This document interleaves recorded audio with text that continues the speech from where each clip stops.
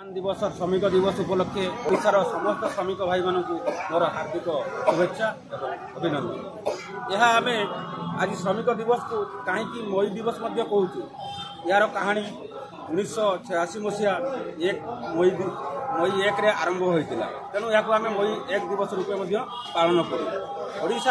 कि राज्य हो जिते भी उन्नति करें जिते भी मेसीन उत्पत्ति कले कि नुआ उद्भावन कले प्रत्येक श्रमिक निहाती दरकार। आज समाज उन्नति प्रत्येक श्रमिकर निहाती अवदान रही। आपण रास्ता को काम हो घर काम हो जो काम आप चिंता करूँ प्रत्येक कम प्रत्येक श्रमिकर निहाती भाव में अवदान रही।